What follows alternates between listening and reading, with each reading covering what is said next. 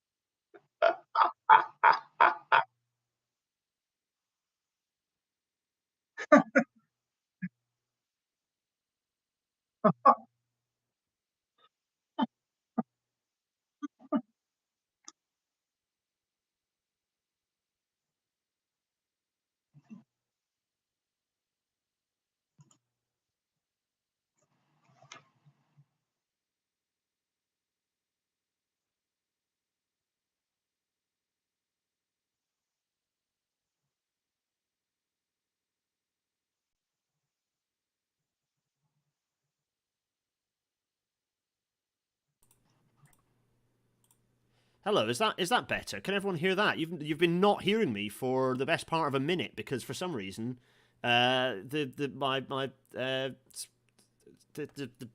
thing didn't work properly. Sorry, everyone, you missed me cracking into a beer. Kevin heard it all, because Kevin and I are both here. Is that better? Can you all hear much more clearly? There we are. Is that better, everyone? Marvelous. Oh my goodness. I know. I need to make the bingo, the Rail Natter bingo come back. Oh dear. I'm so sorry, everyone. What a mess. Anyway, I have beer, which makes me happy. Everyone missed hearing me over pour and do a bad job of pouring my beer, and it spilled everywhere. Anyway, we're here to talk about the permanence of the permanent way and why people prefer trams to buses. For those of you who are new viewers to this episode, welcome to how these sorts of things work. Before Kevin's here and laughing because returning champion Kevin Tennent is here, Dr. Kevin Tennent. We'll do a proper introduction to Kevin after the news. But let's do the news. For goodness sake, let's get on with things. So cracking on with various bits of new news. Portishead, a dummy no more. Yes, well, Portishead's little railway bit has allegedly got the go-ahead for £152 million worth of new railway. I'm not entirely sure what that's paying for because it's an enormous amount of money. But in any case, that's how much money's been put aside. I have to dig into what the engineering is to see how on earth they're justifying that cost. But that's how much it's costing. I bet it's signalling connections that's costing that much. But anyway, a new bit of railway connecting over to Portishead along with a new service. Interesting. West of England Combined Authority is giving a lot of cash to this. But yes, at last, this has been bouncing around for years, and finally it seems to have got the go-ahead, which is sort of the first in a variety of bits and pieces for what's called Metro West, which is going to be a bit of some kind of railway connections across Bristol and the wider area. So this is good news. What else? Oh yeah, just hot off the press, in fact, is that Ian Stewart has been elected as the chair of the Transport Committee. I don't know if you saw this, Kev. This is good news. Well, so Hugh Merriman has been moved on, but he's been moved into the rail minister role, which is probably a good role because he feels quite strongly about all the stuff that he put his name against as the Transport Select Committee chair, so he might get on that. Equally, you might argue that it was a chance to get him within the camp and then therefore get him to stop pestering them because he was doing quite a good job of pestering them.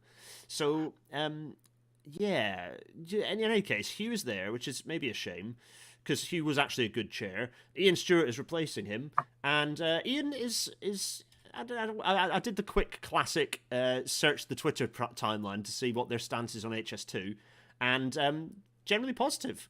Well, he likes narrow gauge, you know that. He does like narrow gauge. That's Ian Stewart getting excited about the Linton Barnstable Railway up on Exmoor, which is nice.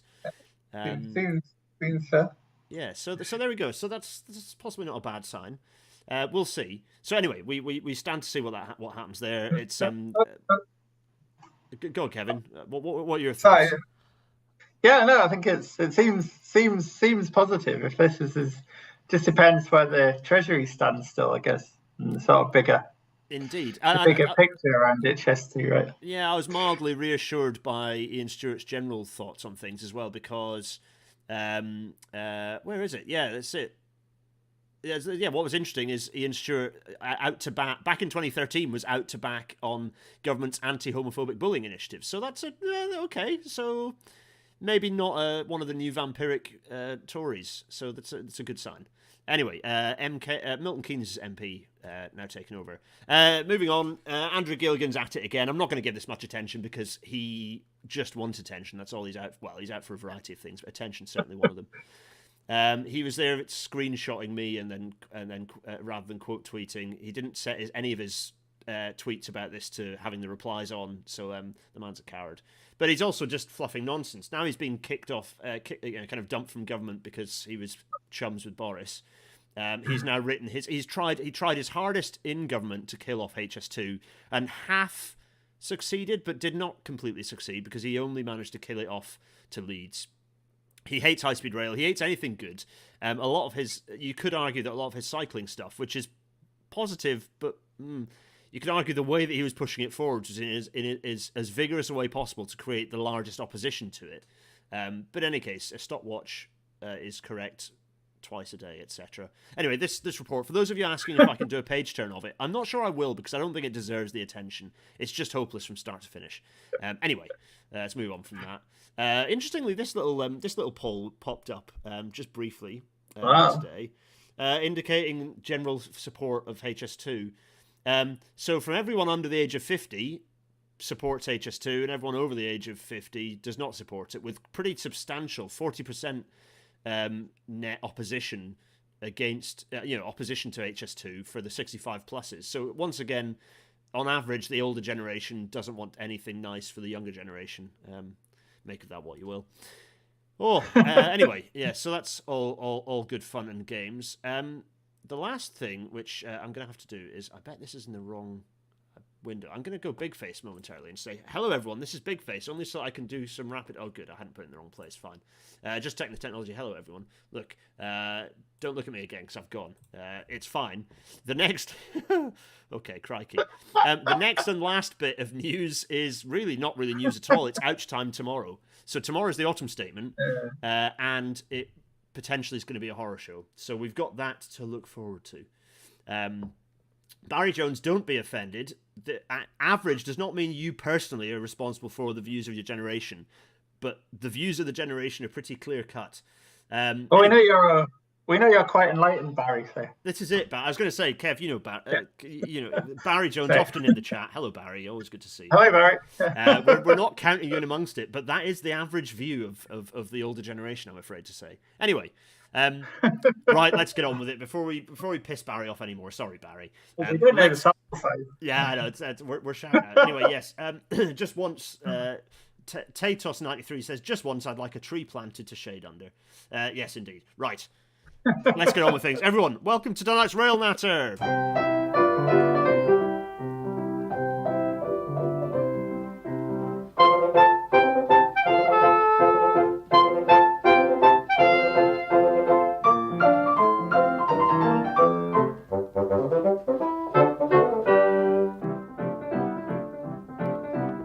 And as the Intercity 225 fades away. So last time you were on, Kevin, we were talking about pacers, which is quite nice because this is episode 140, which is, of course, the number of the prototype. That was not planned, but it's ended up working out that way. So that's quite good. Good coincidence. If only I'd managed to do it as if only been next week, then we'd have literally been the first operational pacer as the. But anyway, 140, the prototype pacer.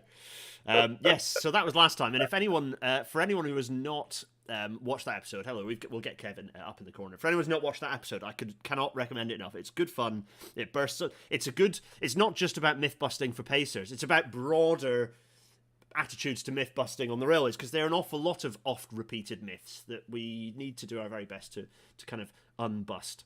I've also, for everyone's interest, I absolutely wrecked my spine somehow between arriving in the house and sitting in this chair. So I've done a proper old man thing where I really am like, I cannot rotate properly. So anyway, all good fun. For starters, before we do any more of this sort of thing, because we are indeed going to be here talking about buses, trolley buses and trams, the full works here. Before we do any of that, though, Kevin, welcome back to the show. Yeah. Returning champion. It's lovely to have you back. Yeah, thanks for having me back as a returning champion. Yeah, that's it, absolutely. So for anyone who's not who hasn't met Kevin before, or is not familiar with Kevin's output on Twitter or journals, Kevin, do you want to do a quick introduction so to bring people up to speed with what you get up to in your day-to-day life? Well, yes, I'm a reader now, actually, in management. The University of York is my kind of day job, and I've just kind of come through basically 2 or 3 years of helping the university get through the pandemic. So I haven't done that much research recently, but we're kind of getting back to things properly. And one of the big areas of research that I looked at before the pandemic really, and sort of again now, is transport in different ways. So I actually started in this area. Well, I was lucky enough to have Terry Gervish as my supervisor. One of my career supervisor a long time ago, so that kind of helped. But yeah, I kind of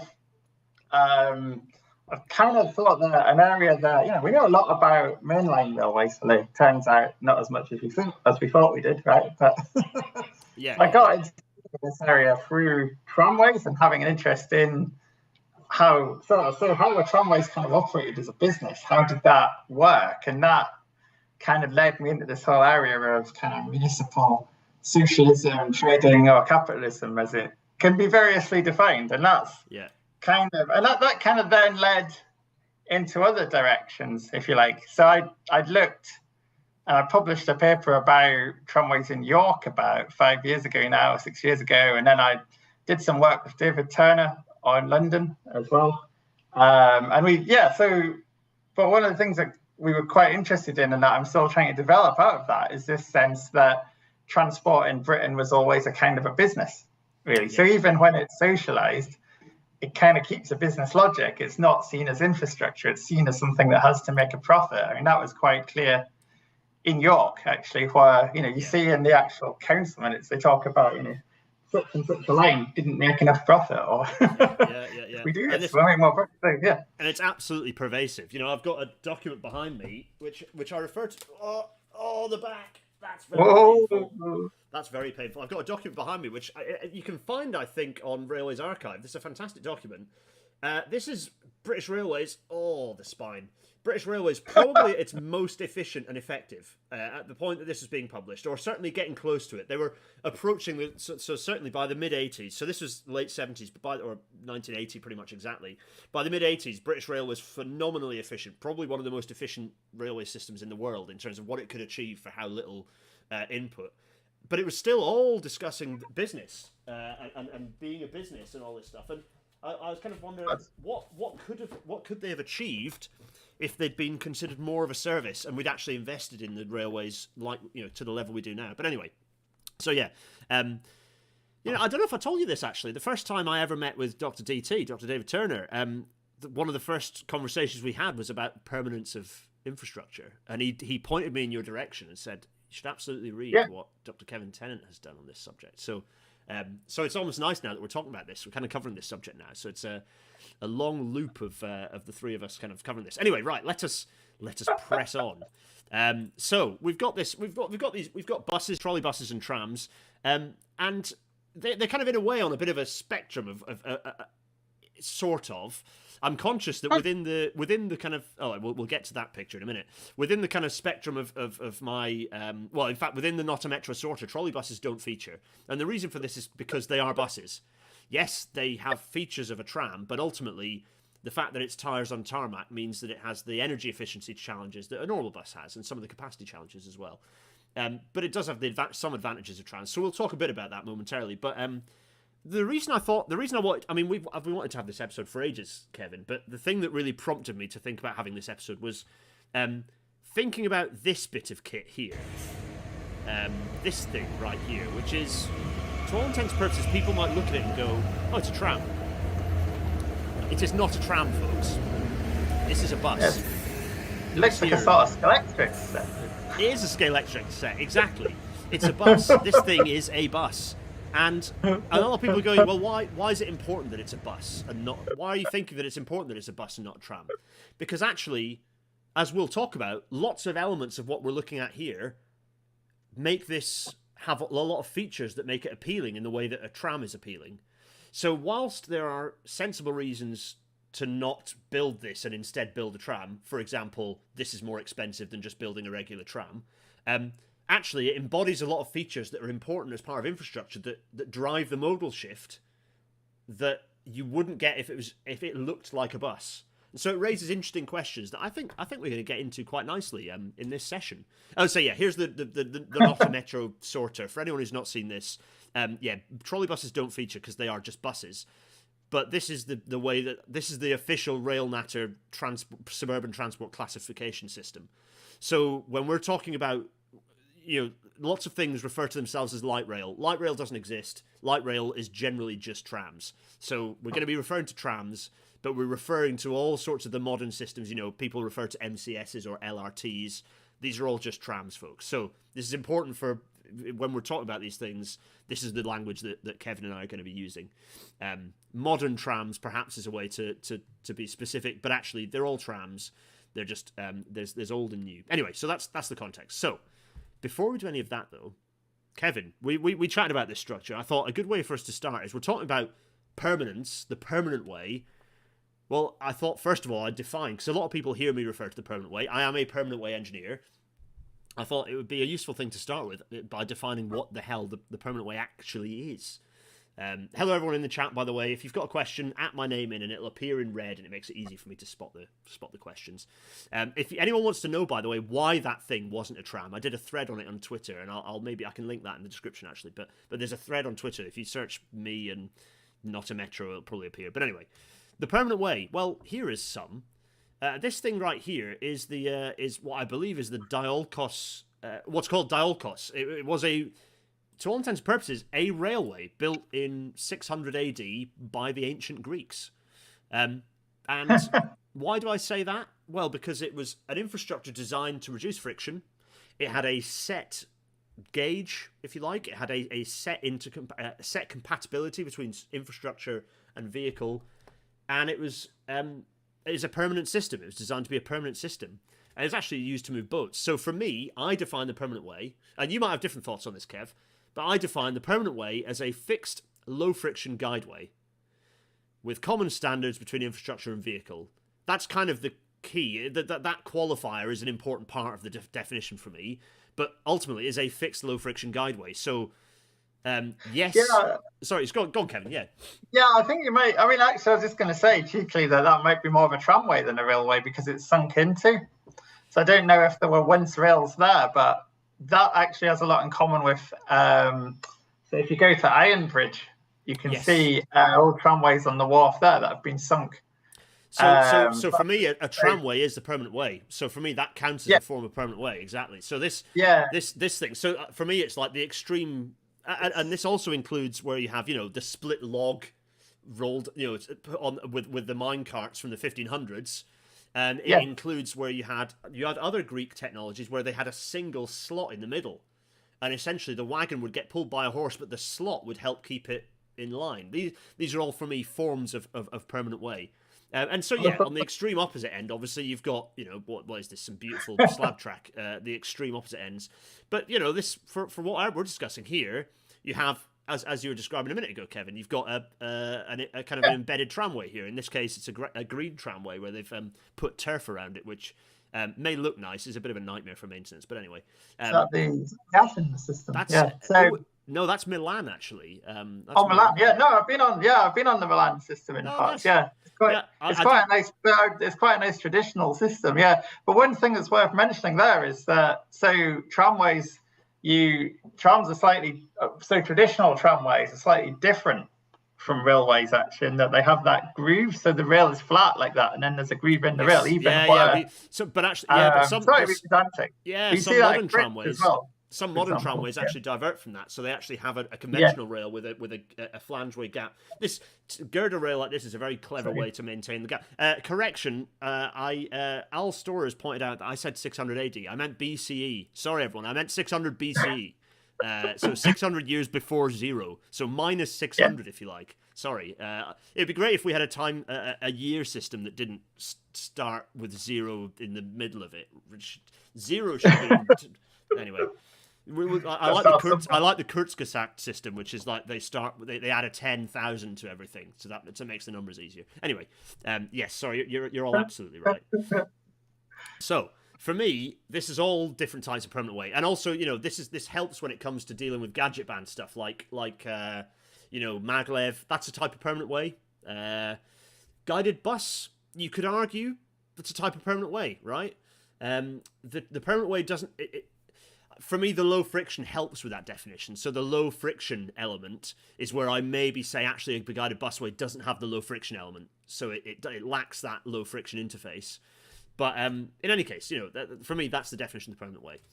Anyway, let's come back to our lovely orange pictures of buses, trolley buses, and trams, because kind of we're going to talk about the history, right? We're going to talk about some context. So the back in 1962 in the UK alone, right? Actually, is this UK or just GB?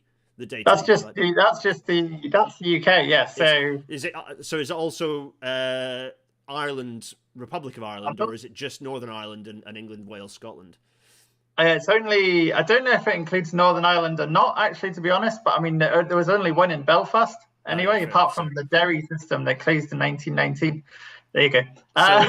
So it could be not the Republic, no. Yeah. So we'll say GB, but possibly it also includes Northern Ireland. But by 1962, kind of we've got this, we've got all these wonderful systems, but in GB by 1962 we'd had 161 tram systems close. And that's qualified by saying that in 1962 there was only two operating, if you count Blackpool, but Glasgow was, and obviously Sheffield had gone in 1960. So after the war, there's like maybe 10 left. Yeah, crikey. So that's what I'm saying, actually, is that most of them bite the bullet much earlier. Yes. Than this even, right? So yeah, there's that plays a little bit into the railway. David talks about this a little bit. We've got this blinkered view that all the bad stuff happened post-war, but actually this was a long period of decline that had started even before the First World War. Actually, as the motor, the motor bus had started becoming increasingly popular and affordable. So 1962 trams. What about trolley buses? Well, by 1972. 33 systems had closed. I presume that's all of the systems. So we'd had 33 systems, and they were all Kaputski by that point. Did Bradford still operate at this point, or had it gone? Because I seem to remember it maybe being up to like even 1976, possibly, but I might have misremembered that. Bradford was quite late. Yeah, that might be right. I know the Teesside trackless and whatever trolley bus board closed about then. I think Bradford certainly closed in the 70s, if not. Maybe I've got that wrong slightly, but yeah, certainly by the early 70s. But that was like one of, if not the latest, right? Wasn't it? Yeah, so trolley buses are interesting because they have this really weird life in which the first trolley bus line, I believe, was between Leeds, in the UK anyway, it was between Leeds and Bradford, and it was basically because the two had different tramway gauges and couldn't interoperate. So let's introduce another system into the mix instead. But then the next thing about trolley buses was that it was kind of, the view of tramways was that so tramways were always meant to recoup the capital of investing in them. Yes. So this is the thing that's often not understood about about tramways in Britain, was that they were purely a kind of commercial venture, crazy as it might sound almost. And they were, and we'll get to this a bit more later. But the thing is that we can still use some of the investment, some of the permanent way by running trolley buses. Yes, basically that's the entire point of them. And they kind of have this, and there is a period in which trolley buses have a bright future. I think that the peak of them in Britain was 1943, and then they fall away almost as quickly as they appeared. We just had it confirmed by a few, by the way, that you're absolutely spot on. It is 72 that Bradford closes, so it is earlier than I thought. So you're absolutely spot on. Of course you're spot on. You're an academic. You sweat blood and tears over making sure this stuff is right. It tends to be the enthusiasts that try and check up on you. So yes, there we go. And people are confirming that Bradford was the last British system. So yeah, I'm glad that I'm nerding out a little bit. That I have some level of Bradford trolleybus nerdery. At some point, I'll do an episode on the Bradford trolleybus system, because it gives me an excuse to go and do some filming at Saltaire and possibly drink beer in their trolleybus shed. Anyway, but then it's not. You'd think, right? Okay, trams got doomed up, trolleybuses got doomed up. What about buses? Surely buses are emergent and wonderful, right? Because then, having gone, so basically this logic, and we'll talk about this history in more detail. I know I'm jumping ahead a bit, but kind of trams were considered, well, there's all this heavy infrastructure, and that's limiting because you can't be flexible. So actually, but trolleybuses can be more flexible. But actually, essentially, trolleybuses are as restricted as trams are. Really, okay, they can sort of drive around if there's a hole in the road or something. They've got a minimal additional bit of flexibility, but actually they're about as limited as trams were. But then buses, people are like, oh, buses are the future, fantastic. And then we have deregulation and a load of services get cut. And we're still having services getting cut to this day. So yeah, deregulation arrives and it's bad news all around. So I don't know, Kevin, if you wanted to sort of bullet point or put a bit of punctuation on that one. Well, I think the deregulation thing's interesting because it's a sort of so the buses thing's interesting from the start because there's a sort of, why would we not want buses? They're flexible, they run in the normal road traffic, all this kind of thing. But that's also the problem with them, right? Yeah. And because then you might as well just get a car almost. It's kind of that's literally isn't it? It's like this kind of lowest common denominator destination for the attitude of thinking, oh, it's a business, therefore, and then you end up just degrading it.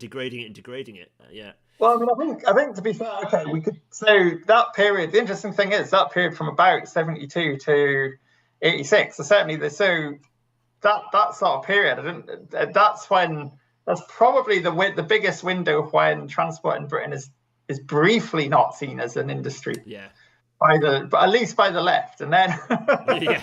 But it's kind of yeah, it's complicated. Anybody out there wants to do a PhD on transport history, look at the PTEs. There's masses to talk about. Yeah, very underexplored. It's an absolute rich seam. Yeah. The interesting thing is that the deregulation happens in, I think, the same year exactly, actually, that the metropolitan counties are broken up.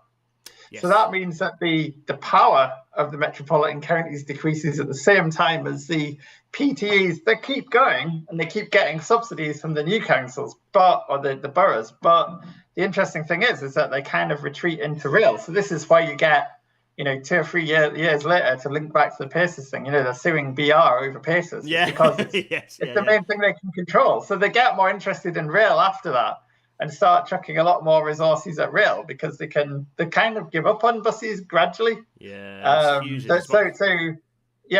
it's a big. But the other thing that's quite interesting about the 80s period is that you've got this sort of. There probably needs to be. You could probably do a whole episode on bus deregulation. Oh, we will. Because it's about this. It's a similar sort of what I would call. I've never been able to publish this yet, but there's basically this thing that I would call the sort of market romantics, which is this kind of group of people who believe that, if it's kind of like Liz Truss, but much earlier. It's like, if only you chuck it onto the free market, then the market will provide. Buses unchained. You get this wonderful. So there's a guy called an economist called John Hibbs, who wrote many wonderful articles. I'm saying that in the terms of the naivety of them. Yeah. There's a great one where he claims that minibuses will pop up magically to take housewives shopping. That's just a measure of the time, but that's what he sort of talks about. Is rural services will be provided by small entrepreneurs and all this, and of course it's just nonsense. It's amazing how naive these people who are supposedly it's like shark teeth vampires. It's amazing how naive they are about what they think. Ultimately it's cynical. The reality is they don't really care because Uber has provided the perfect example of why this stuff falls in. Bus deregulation meant that so for anyone looking at the 1980 to 1986, 1980 was the year that the national bus services were deregulated. So you got the emergence of the likes of National Express and that. 1986 was the year that the local bus networks were atomized and deregulated. So that kind of that period. So I've said 1980 to 1986, but really deregulation then continued a bit because obviously you had that process of the the dispersal and then the coagulation of bus companies. But you had, just as with Uber in more recent years, Uber pretending to be some magical solve-all for transport, you had huge high density of buses competing with each other on high density corridors to the point of being completely, wrecking any sort of level of efficiency, capacity, and usefulness. And then you basically had services anywhere rural being cut as much as they possibly could be, to the point of where there still remains some level of public service obligation. Which is exactly what Uber did. Uber Uber pitched themselves as, we're going to solve all those problems of all the people who can't get onto public transport because they're at the fringes. And I think New Zealand did some very good studies specifically looking at the density of operations. And immediately Uber you could not get an Uber anywhere rural, and all the Uber operation was within the heart of the city where public transport was most effective. And you see this in Manchester, right? This is why they've got franchising, is because you had 2 or 3 bus companies competing on the most dense core. Useless. Sorry, go on, Kev. I'm shouting. And when I would say this is one of the problems with competition is that, the first thing about competition is that it denotes a winner, but actually, so that's one of the problems, is that there's a static model. Yeah. So all of these ideas of, if you increase competition, there'll be more offers to the public. But of course, the other side of that is Michael Porter. It's, I've got to have a better product. I've got to have a strategy to win against the other guy. Yep. So, and that's actually, the best way to make a profit is actually have a monopoly. It's to have a monopoly. It's to either buy out or outcompete or compete to the point of forcing your opponent into bankruptcy, which isn't useful competition at all. It's, there's one operator, and we've seen the other problem with competition is that of this form is that where you can switch banks or something, that might be fine, but in this case it's kind of, there's only a limited space even for buses to run, and it kind of confuses the public. So, so in one city, 2 different bus companies, it just kind of confuses the public. And as a result, fewer people will use the bus overall. And the pie size goes down, actually. There's no, it doesn't increase advocacy for buses or anything like that, actually. I've argued this about open access operators on railways as well. It doesn't actually help. Yep. There are some statistics, oddly, showing that Lumo increased rail use from Edinburgh to London, but I'm not convinced it will in the long run. Yeah. That's got to be a future episode, because I would love to explore. Yeah. I'm sort of not informed enough to make a full call on open access operators. Although my general vibe is, if they're so successful, why is that not being run by the incumbent state operator? To then cross-subsidize. It's like you're undermining the whole point of a railway system, which is that the things that make money cross-subsidize the things that can never make money. That's how services work. That's one for another episode, I think. So let us dive into the deep lore of tramways to start with, of trams. And we're going to talk about the 1910s and 1920s. Actually, these 2 pictures are swapped around, because I think the first is from the 1920s and the second is from the 1910s. But these 2 pictures here. Kevin, talk to us about these 2 pictures. So basically, this is the sort of the golden age of tramways, if you like, if there actually was one. Yeah.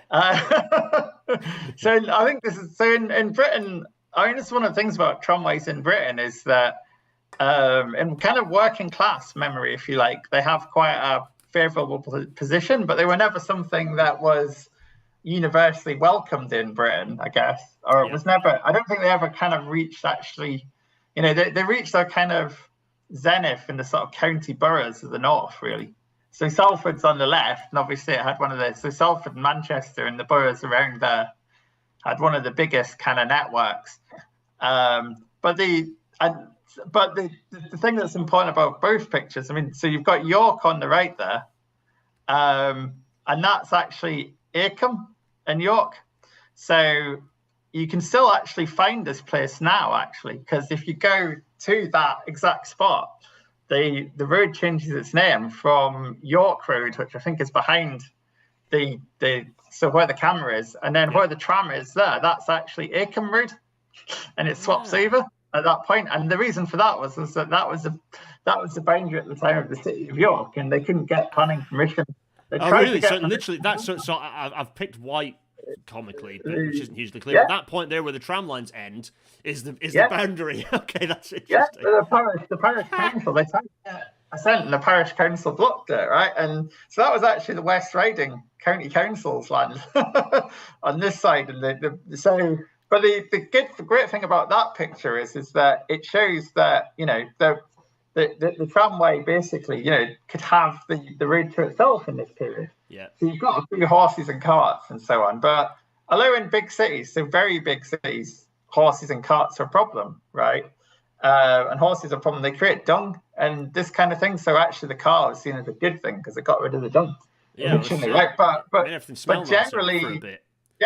Generally speaking, they're in an environment where, you know, it's a single vehicle on the road. So you can have the tram going up the middle of Acomb Road there without causing massive problems. I also just love the way that it stops without any buses or anything. And that's where it just turned round, you know, so they just got out, turned the pole round. But it didn't matter, you know, it didn't matter that it was apparently in the middle of the road. There's no kind of particular... Because it was back when people had ownership of the roads. You could walk out into the road and you'd be fine. That space is okay. You could play in the road. Kids could muck around in the corner of the road and they wouldn't get turned into mush by an SUV. Yeah, and you see these wouldn't. So don't try walking where that boy is now. You Yeah, know, he'd be dead. You'd be dead. Yeah, exactly. So these wonderfully dressed Edwardians, you know, they're milling around not just to get to the vehicle, but you know, because they can. Yeah. Yeah, because they can. They can mooch around. You know.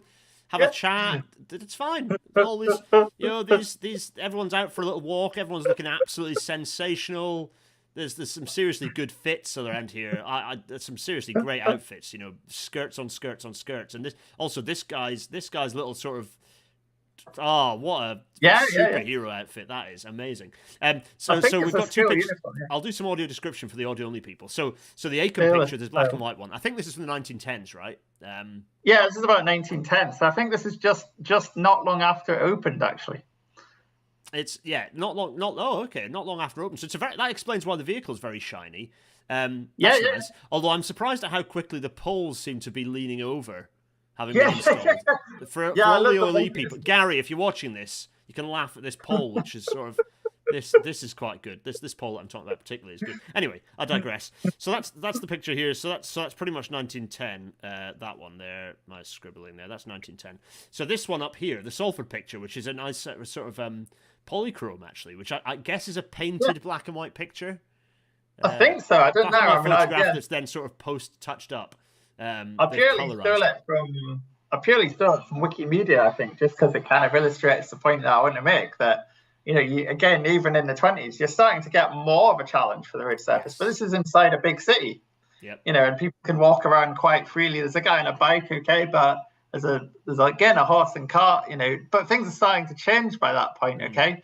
The other thing actually is worth saying here is that overhead lines, you know, you'd see in big cities very complicated junctions. You can see how complicated the systems were if you look on the rail map.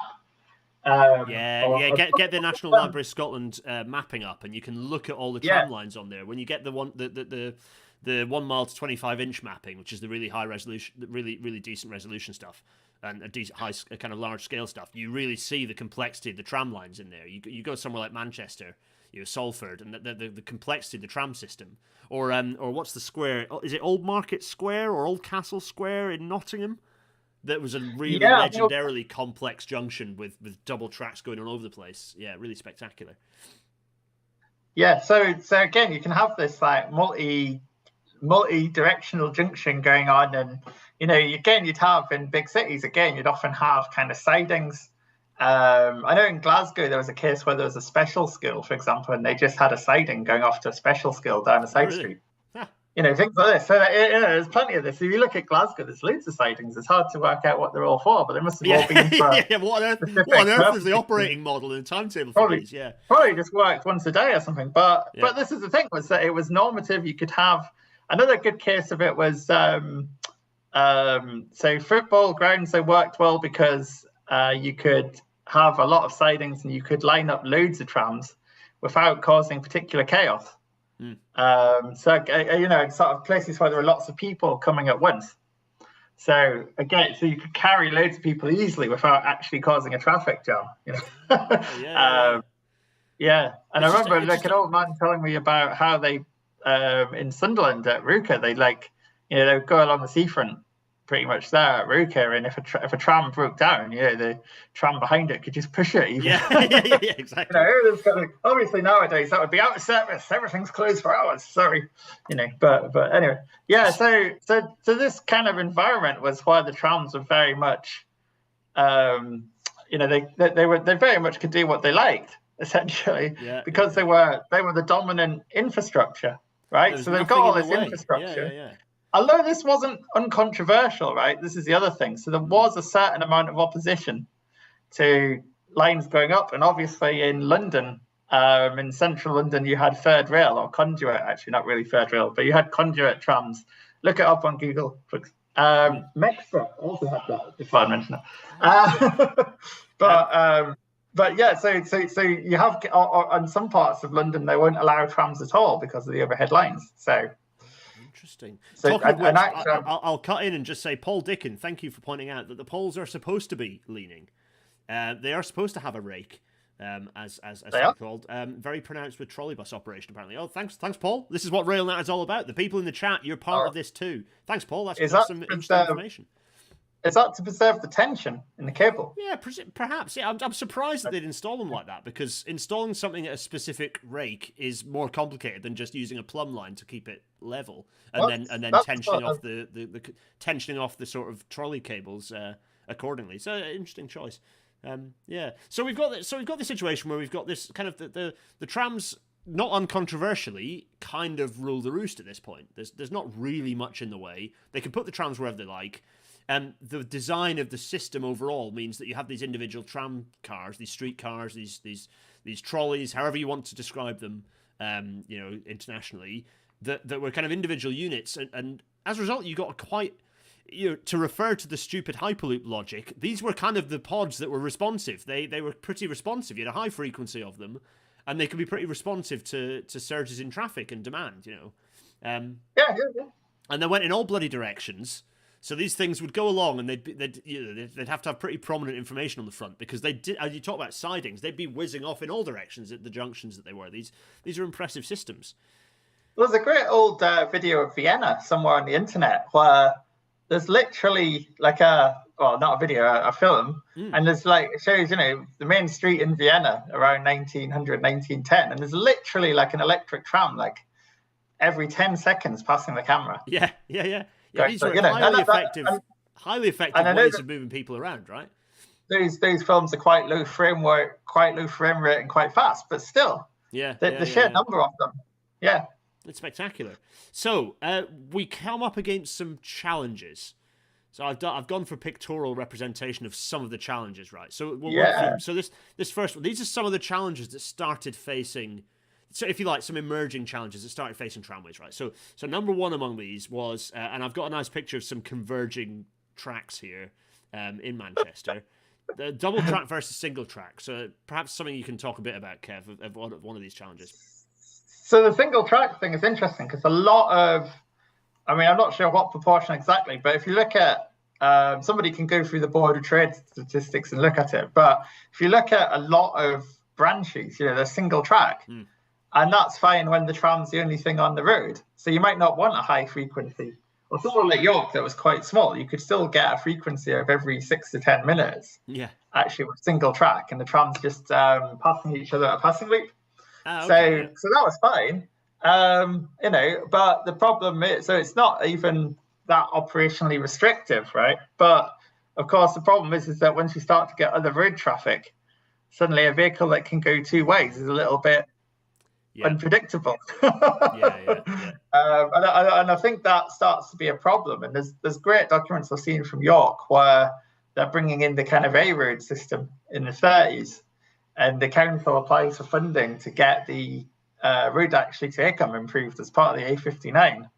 And the MOT are saying, well, you need to relay the tram line here in a different place. And they're asking for very particular restrictions around the tramway, and I think that's one of the things that just starts to, just starts to kind starts eroding some of their dominance. And the great thing as well. So traffic lights. This is one issue. And then, so there's when traffic lights start coming in, it wasn't really clear if trams should be part of them or not. Yeah, so we'll get onto traffic lights in a second. So the next sort of thing that we can point out is actually where the trams sat in the road. So where they were in the road, and also the kind of the complexity of the junctions. So this is another challenge that they had to face, right? Well, one of the early problems it's interesting because actually it wasn't until the 30s that it was finally decided whether side roads should give way in Britain or not. Oh, really? Interesting. Right. The Royal Commission we'll talk about in a minute was actually quite important for working out the highway code and coming to agreements. So in France, the normative was actually prioritaire droit, I think it's called, to say that the right-hand road would have priority. And this survived until even the 1990s, I can remember, in France in some cases. So that was considered, I think the AA, advocated, if I remember vaguely, for something like this in Britain as well. So weird that might seem, right?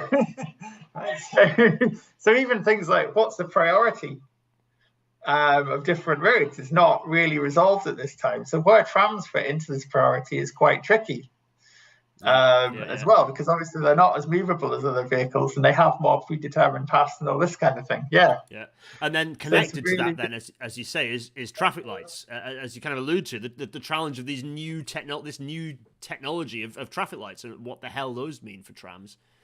Yeah, so again, in the York Transport Committee minutes are a great sort of mine of information here. So the York police asked the trams to stop one car length behind the line at the lights for some reason, but that kind of suggests that the trams are given some kind of second-hand status almost in the system already. So there's a kind of a tension between the kind of the road environment, which is slowly changing. It's that false view that the car represented the individual, the individual person, and therefore that person's individual rights trumped somehow, even though they were in a 2-ton metal, well, at this time probably about 300 kilogram metal box.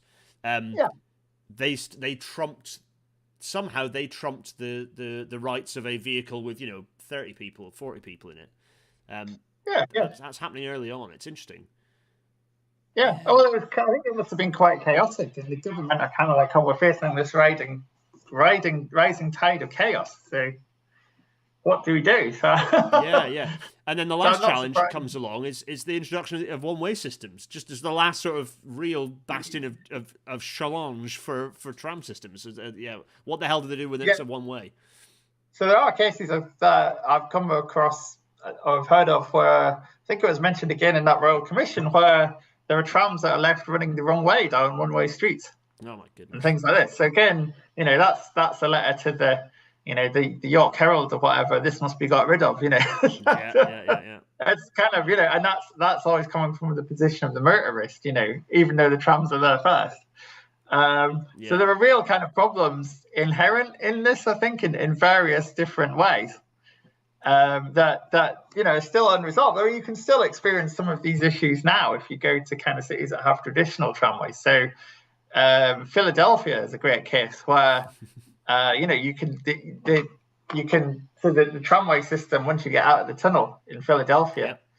So West Philadelphia, West Philly. I have the pleasure of riding around on these quite a lot a few weeks ago. So I know them well. Of kind of so that whole area, but you can. There's one stop there that I found where it is literally like just in front of a traffic lights, and there's cars parked, and you have to go out between the parked cars to get on the tram, and things like all sorts of capers like this, and the trams can easily get blocked by parked cars, and So these pressures start emerging, and for whatever reason, society, certainly in the UK, we seem to start this weird way that we're wired. We start erring in against the tram and in favour of the alternative for some reason. I have spotted, by the way, the question about there's a question in here about BRT versus trams. We'll ask that at the end, because it'll be good to kind of talk about that at the end once we've kind of gone through this, because it's a very good question. We'll get there. So let us press on. In fact, we're talking about the US. Here's a nice picture of what must be an interurban on the road here, which is quite spectacular in LA. think it's part of the Pacific Electric. Okay, yeah. Famous Pacific Electric system, which basically is quite interesting because it basically built LA and then was ripped up almost as quickly as it was put in place. Right, so that's a long story short. But the interesting thing about it as well was that it was built as a deliberate loss leader. So it's a very different situation to the UK, where the idea was that it was an entrepreneur called Henry E. Huntington. He wanted to make money basically from property and water and electricity. So it was seen as the bigger system. He had lots, he had land he wanted to sell lots to, and this was seen as the way to get people out there. Yeah, okay, yeah. So LA is a big kind of property speculation sort of syndicate. and basically what happens is as soon as you get this sort of suburbia starting to move away from the tramway, then it's like, oh, well, the tramway's a bit useless, let's get rid of it. So yeah. Oh my goodness. Basically, long story short. And then they spent the rest of the 20th century regretting it. Yeah, too right. So then we jump forwards to the period of between 1929 and 1931, because this was the period when in the UK we had the Royal Commission on Transport, or rather a study by the Royal Commission on Transport. So tell us about this document. Tell us about what the ramifications were of this and what its remit was, what it looked at, and what the impacts were. Yeah, so this is really interesting because it's a point where there's a sense that, okay, rail is declining. But part of the reason that they look at this is that basically there's a sense that the roads need to be tamed somehow. So it's like, I think it was something like 1 million cars had gone on the road. I forget the exact statistics. Again, quite staggering numbers as well for route haulage as well. So things like route haulage are starting to get going. There's lots of bus routes start popping up. Yeah. They also start to kind of compete with tramways to an extent, and all this kind of thing. So there's a big kind of, it's like a sort of a long series of hearings basically around, well, okay, how should we try to manage the system and come up with a better managed solution? So they talked to all sorts of groups, from the Association of Railway Servants right up to, you're basically in charge of the railways taking over everything. Right up to the AA and RAC on the other side, who are obviously much more keen on cars, but also kind of groups like municipal organisations and the bus firms and all the other sorts of players, the road transport firms, and they kind of look at all of this. So they try and look at this in the round, but some of the decisions that are taken have quite important kind of ramifications for what comes later, really. So one of the big recommendations is around the capital issue on tramways is that, they basically say that, so they look at the whole country's municipal tramway sector, and they say that £85 million worth of capital has been outlaid by councils, but by 1930 or by 1929, only 47 million of that has been recouped. So just over half. So they're looking at this business logic of like thinking of it as and looking at the numbers and thinking, well, if that was a business, it would have gone bust, and this sort of. Yeah, and one of the problems here is that it was politically unacceptable, right, to subsidise transport from the rates. So it was understood that the idea was that it would provide a subsidy to the rates. In this period, it was completely, and it only comes, say, in York during the Depression, when they're very much, so my old PhD student James Fowler has shown that it wasn't until the 1970s, I think, in London, that there was a direct subvention from the rates. Right, so not even as late as the kind of 1960s, there was still an expectation that London transport would in some way be fiscally self-sufficient. Yeah. Even if that just meant borrowing more money.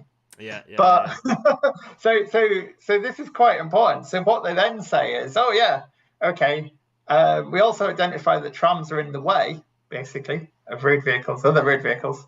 So this is where we then push for, and they in this report basically say, our tramways are a dead loss, get rid of them. No. Because they're in the way. They're too inflexible, they're in the way, they're not paying back the capital interest. We can try and save some of it by having overhead lines, basically. And also a lot of the local authorities welcome this as well. Yeah. So they kind of say, gradually abandon tramways, except where maybe the traffic's too high. So the ones that hang on, like Edinburgh, Glasgow, and Dundee and Sheffield, to some extent Liverpool, they've got often got quite big traffic flows. So the interesting thing is that at this point, trams can still actually hold more people than any bus or trolleybus can.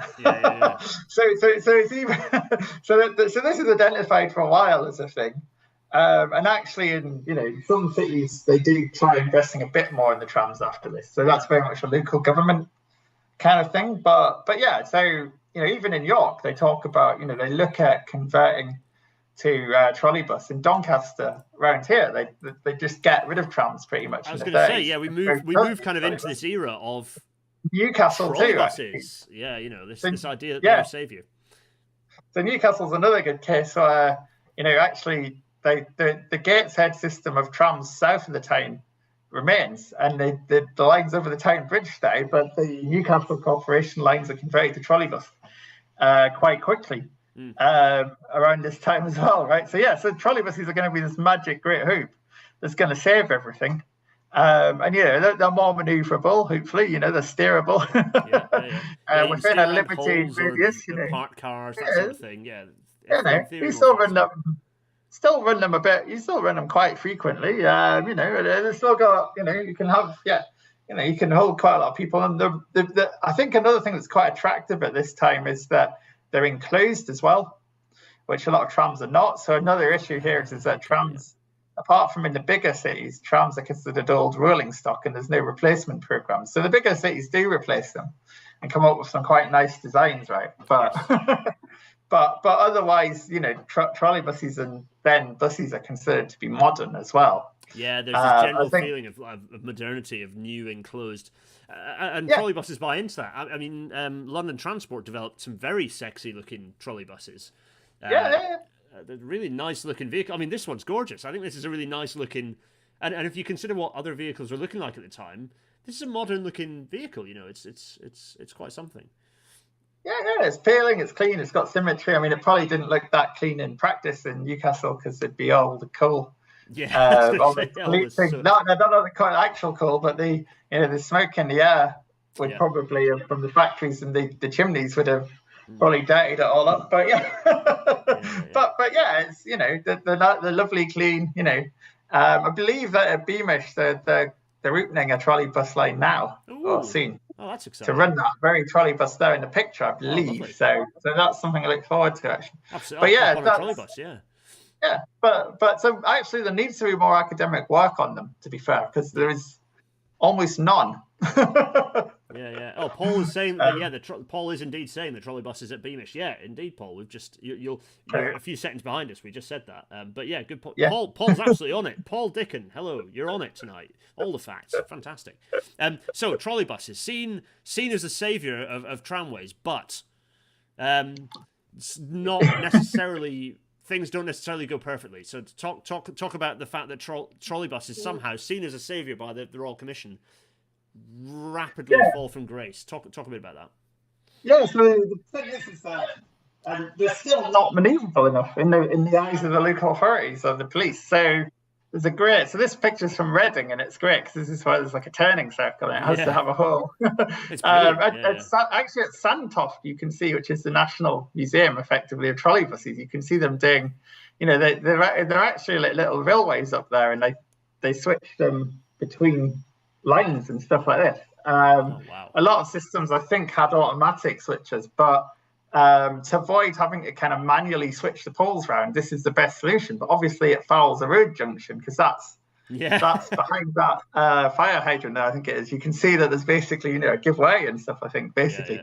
So and I came across, I was looking for something completely different. I love this when this happens. I was looking for stuff to do with the 1966 World Cup in the Newcastle archives, and I found in the council minutes, I found there the sort of the basically the kind of document about abandoning trolleybuses and why are we abandoning trolleybuses, and it was the same stuff, right? It was basically they're in the way, they're not flexible. If there has to be a diversion, we can't divert them. If the emergency vehicles are need to get past, they're often in the way. And all sorts of excuses for this. Also, they're in the way of redevelopment. Of course, this is the Brasilia of the North period and the T. Dan Smith as well. So, and that wouldn't do as well. So, so basically the same excuses the fixed guideway, the extra cost of having the fixed guideway, all this kind of thing. Is this considered to be, well, why don't we just have diesel buses? Yeah, just get rid of all the infrastructure. Then you just have a bus. You just get rid of the infrastructure. Still do the same job.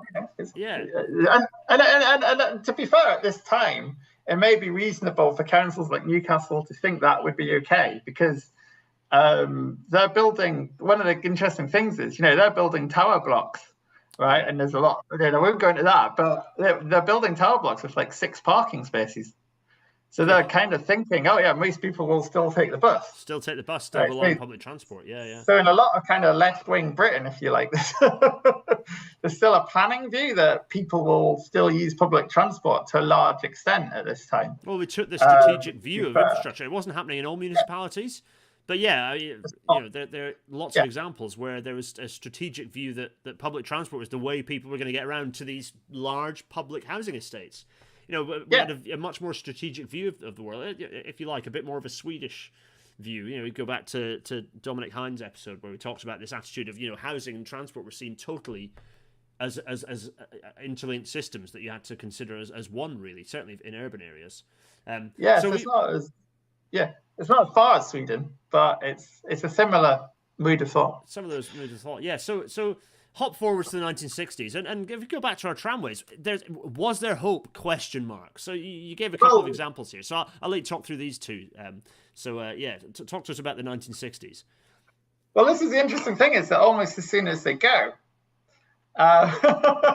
this kind of starts to be talk creeping in of them coming back. So the Manchester case on the left here is a brilliant one, because so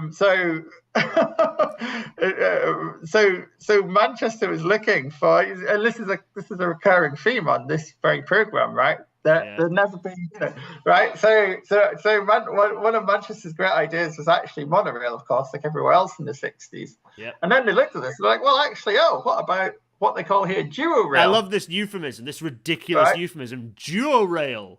Well, you mean just a regular tram. Just a regular rail system. What are you on about? Yeah, this is a Guardian article. I'll just give the headline for the benefit of our listening audience. Manchester is told dual rail better and less expensive. There we are. That's the headline by Ben Hickman from the Guardian in 1966.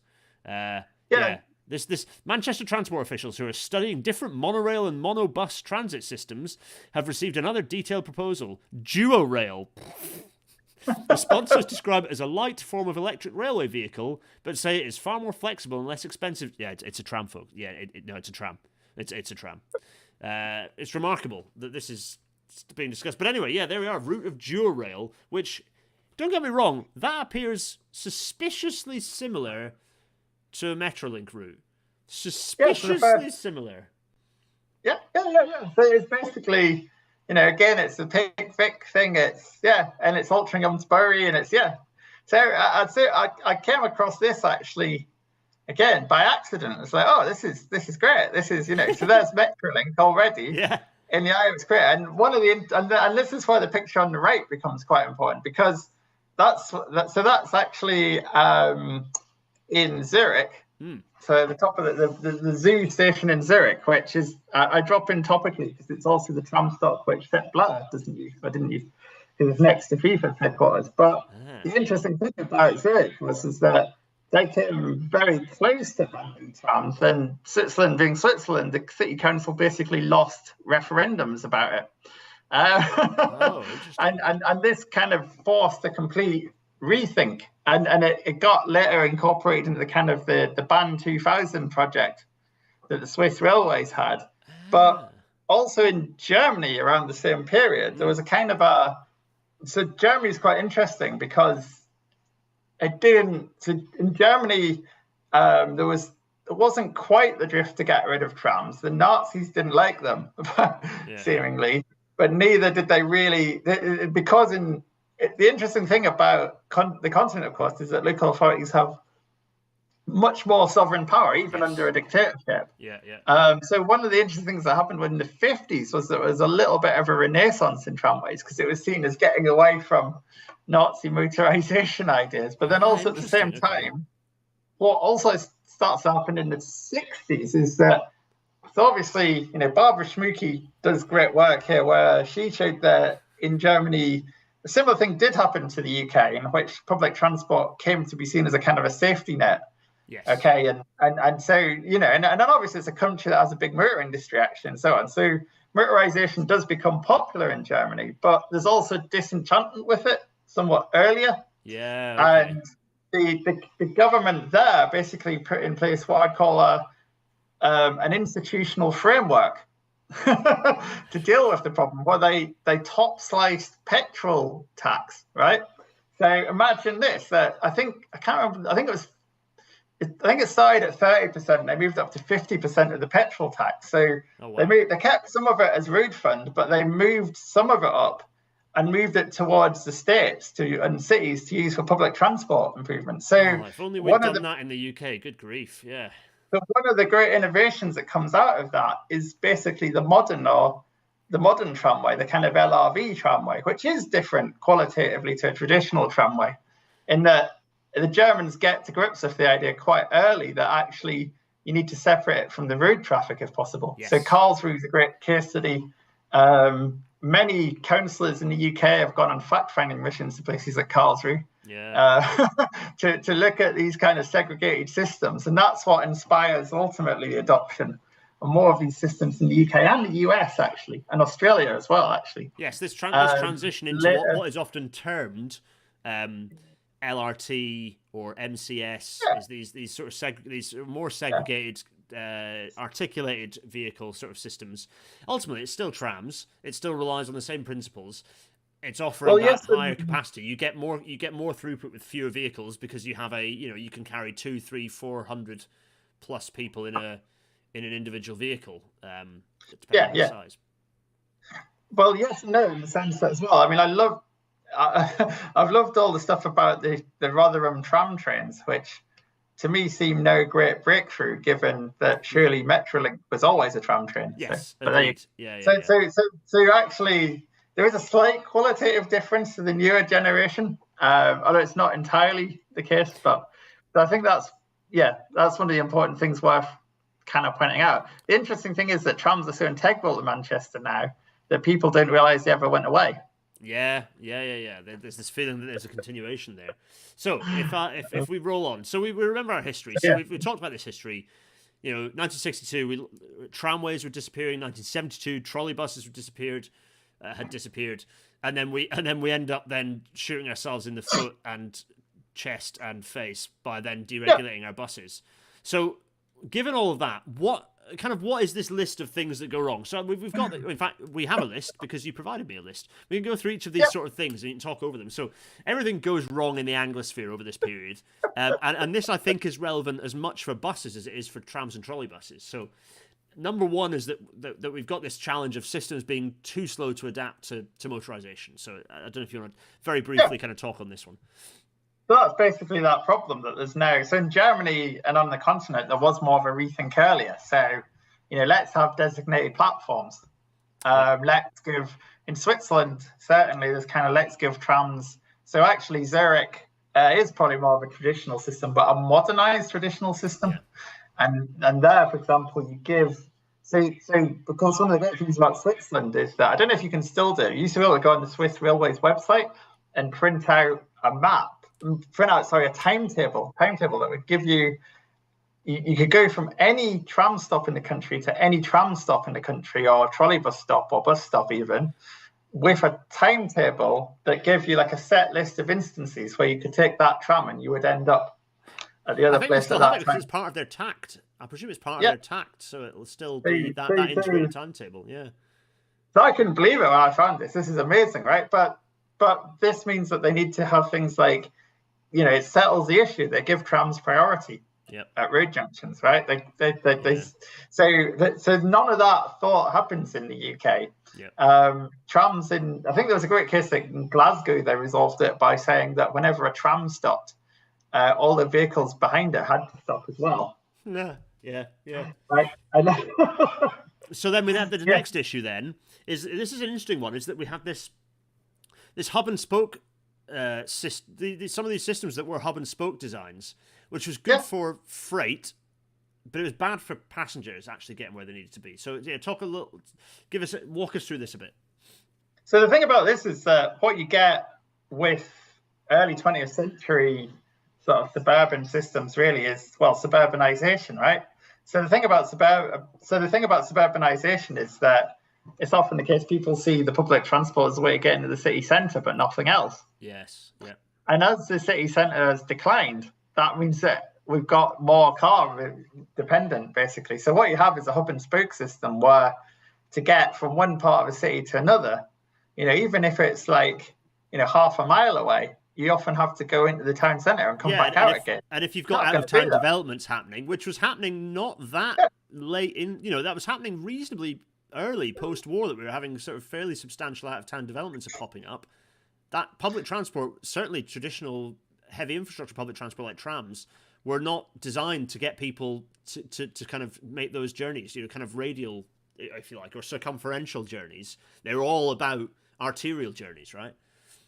Yeah, so it's basically very, you can have, day passes or day riders or whatever, but it's ultimately the usability of them is fairly limited. If you have to go into the city centre and change to come back out again, there's often no circular route. And it's true. And again, this one's definitely as true for buses as it is for trams. It's improving, but it's as true for buses. If you've got all the bus network is just a load of fractal lines going out from the city centre, then that's not particularly useful if you want to get across. So this is an interesting one. It's this loss of embeddedness, and we'll touch on embeddedness when we talk about we're gonna get to it, folks. When we talk about what infrastructure is and why the importance of extant infrastructure, but this loss of embeddedness when buses arrived is why did this reduce ridership? What went wrong here? Yeah, so embeddedness is the sense of permanence. Okay. yeah. It's not permanent blatantly. You have that a sense of permanence. It's something reliable and it's something that's there. So this is going back to the Scalectrix approach. Is actually that the presence of some form of track increases the faith of the public, essentially, that the vehicle will run, that it will arrive, and that it's reliable in some way. And this is what's more likely. This is what's called the psychological rail effect in a lot of the current literature, essentially. So this is the idea that you're more likely to use public transport if you have some kind of physical infrastructure that reflects it. Now, there are ways you can do it with buses. Actually, but it's rarely done in this country. So the Brazilian city of Curitiba, I think its name is,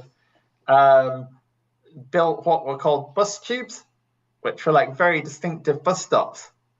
Yes. Where you prepaid to get on the bus. And this is actually, to some extent, this has been quite successful there. So you can do it with buses. So this comes in, and this touches on the BRT question, doesn't it? Is that I don't believe that BRT is often if you've got a system that is BRT, arguably you should just be going for a tram system because the tram often will be cheaper or as cheap to install. But the idea of BRT, there is some success behind it. There is some merit behind it because it's trying to tap into this embeddedness. You have maybe raised platforms serving the bus. You have, and the system, what's it called? Glider in Belfast. Oh yeah, it taps into this. It's tapping into the logic of permanence, of embeddedness, as you say. But we lost this, didn't we? We lost this. We got rid of trams. We got rid of trolley buses. There was nothing other than maybe a little stick with the word bus written on the top of it to suggest that there was anything going to ever arrive. And then that kind of perhaps is connected then to the next one, as I kind of pressing us forwards, is deregulation, disintegration. This challenge here with. We got to the point of buses, and the whole idea of an integrated public service starts falling apart, doesn't it? Yeah, basically, you can't even necessarily tell what bus goes somewhere at what time, or you basically feel that everybody on a bus knows where it's going and at what time. But it makes it very difficult for outsiders to access, basically. So and you don't know how much it'll cost, or. For a while they needed to have the right change and all this kind of thing. Yeah, all this sort of lack of connectivity. Yeah, and then that in turn fed. It's also a bit of a negative feedback loop at this point because then you've got this attitude of managed decline, right? Yeah, so it's just something that pensioners use. In fact, there was I remember many years ago I went to a seminar IHG, where there was an old boy from the presenter was an old boy from the bus industry who'd made millions basically out of selling Go Ahead Northern. Of buying Go Ahead Northern, and he or the management buyout. And and he basically, and one of the early things he said was, the PTEs were using, it was the kind of pensioners passes and so on that they had were Marxian wealth transfer, right? That was that was the kind of, that was because they would have passes maybe for the unemployed as well as the disabled and so on. There wasn't a universal bus pass system that came later. So it was very much a postcode lottery, but those postcodes that decided to push it, the idea was, that was he's saying, but that was just a Marxian wealth transfer and that had to be got rid of. Yeah, good grief. And it's just some old lady getting to the shops. So I think I know, right? It's wealth transfer. It's bad, but here we go. So then again, ultimately, the thing that bottoms this out is this UK view of transport as a business, not a service. This is a thread that runs through British transport history, writ large, right? So right from turnpikes, turnpikes, canals, railways, there's always this view. So there's a little bit of government regulation in these cases, but not much. And essentially that's the prevailing view always, apart from that period, maybe in the 70s, probably the 70s actually, maybe the 60s to some extent, but generally speaking, there's that attitude that it is generally a business and not a service. And that's kind of permeated it, and that kind of underpins a lot of the investment decisions we still see today, I would say, as well. Because it's around, is there a business case, is there a cost benefit analysis? All the language is about business case, is about absolutely, and so again, kind of bottoming out this point, and this is interesting because you added this as a bullet point in your kind of the rough slides you sent over. Is at the same time as all of this, good infrastructure still seems key to modal shift. So in spite of all this stuff, all this undermining of infrastructure. All the literature and all the evidence suggests that good infrastructure is key to modal shift, right? And I suppose we want to maybe get into this a bit. So to answer this, we kind of need to think about, well, what is infrastructure? What kind of can we call infrastructure? And we'll start with a slightly more how do you describe it? Esoteric description of the dimensions of infrastructure, which we'll whiz through these and then we'll focus on the ones that I think are a little bit more tangible. This is from Starr and Rohleder from 1996, right?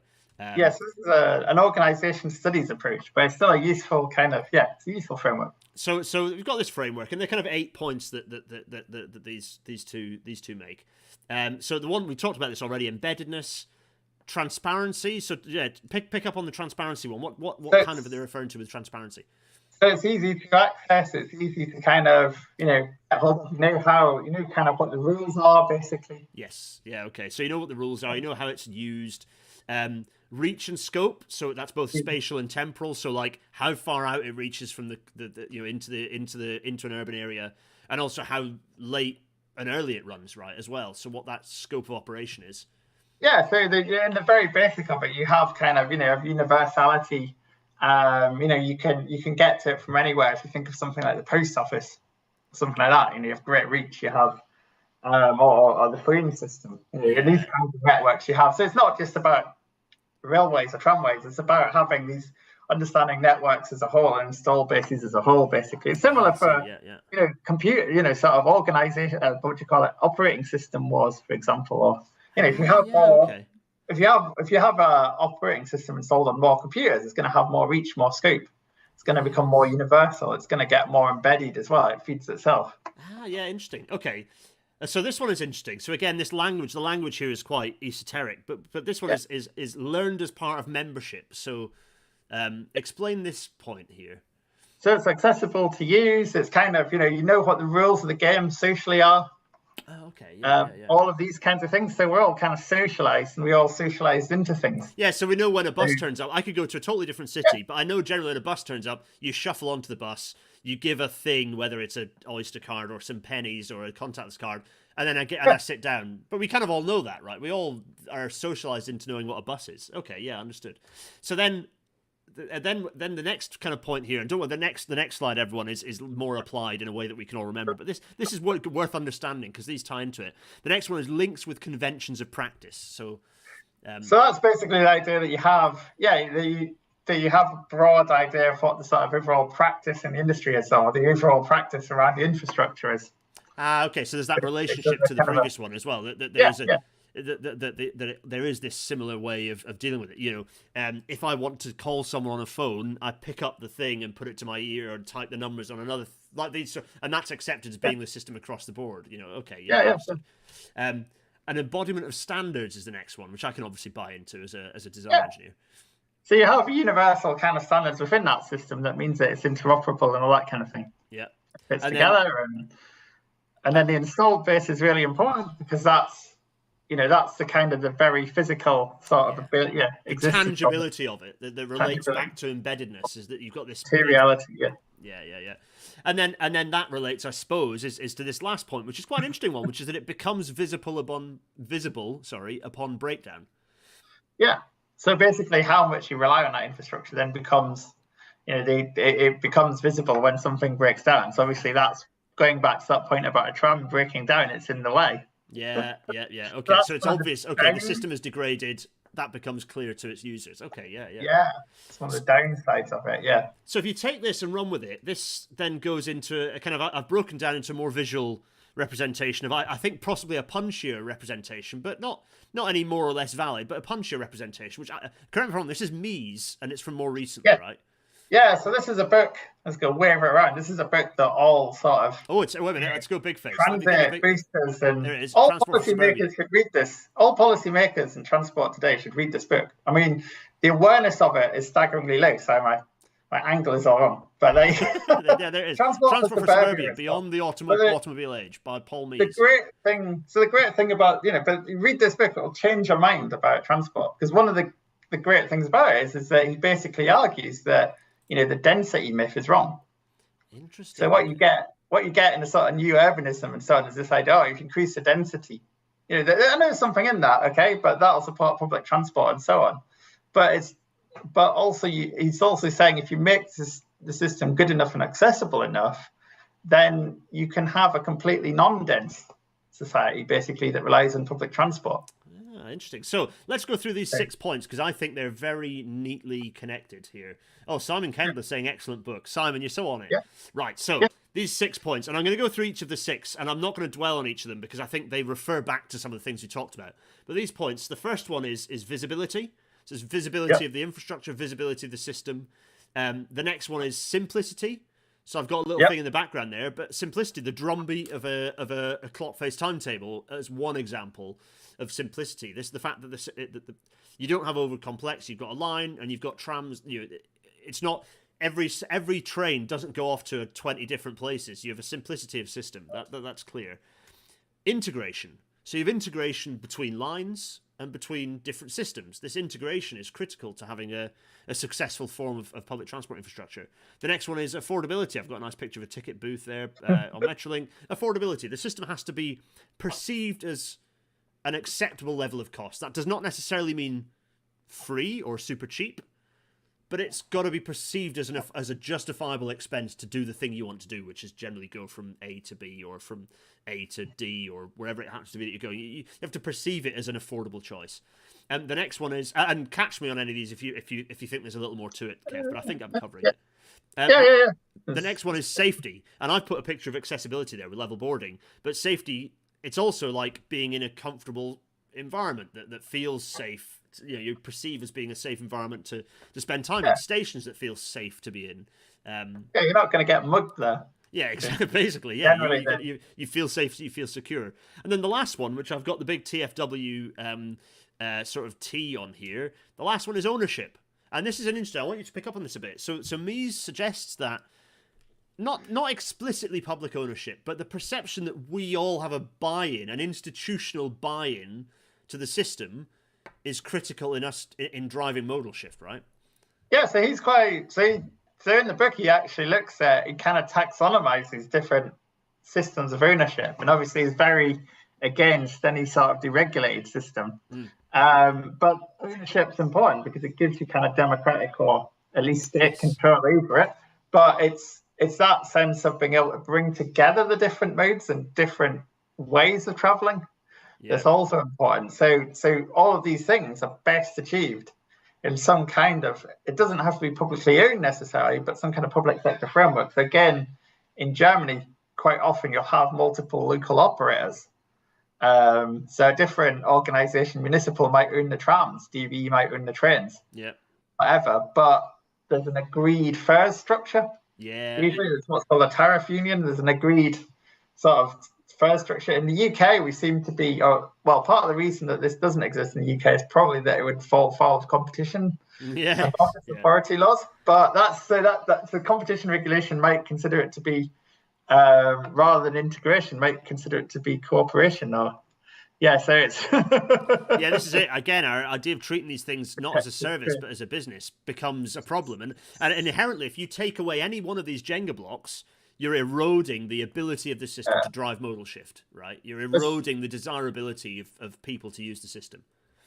Yeah, and if you're somewhere like Liverpool, it might be quite desirable to be able to afford to take the ferry for certain journeys on a travel card, as well as being able to take, the underground or take the bus. So it kind of, so having that ability to move between them, but having a system where the institutional framework of all the modes fits together, doesn't have to be state-owned per se, but where it fits together is important. This is one of the areas where, again, whenever Labour politicians pop up saying, "Oh, well, nationalise it all," it's like, okay, but what are you going to do with it? Yeah, exactly. That's like, okay, great, you've changed the name on a payslip. What are you materially going to change as a result of that decision? So I don't actually care that you're going to nationalise it, because we had nationalised systems before, but they basically spent 50 years trying to make a profit in the national framework. So does it matter? So exactly. If you're going to continue to drum them for that they have to create a profit, then nationalisation per se isn't. Sorry, I just whacked my microphone, everyone. Nationalisation per se isn't going to solve anything. You're going to have the same level of managed decline. So these 6 are fantastic, and again, and I think we'll touch on this again. But when it comes to the kind of the thesis of the episode of why people prefer trams to buses, it's because buses, particularly if you've got a deregulated system with competing operators, you're losing the simplicity, you're losing the integration because the ticketing is not coherent. Affordability is a real challenge with buses in the UK, but also even if you have got all the other things, if you've got publicly owned buses, if you've got clean, safe, well-maintained, well-lit bus stops and buses, if they're affordable, if they are actually integrated, if you've got that simplicity, the challenge, you're still losing that Jenga block of visibility because you haven't got the fixed infrastructure, right? So that essentially, if you look at this as an equation, if you drop out or even kind of apply a reducing multiplier on any of these Jenga blocks or any of these variables, you're going to reduce the desirability of people to use that system.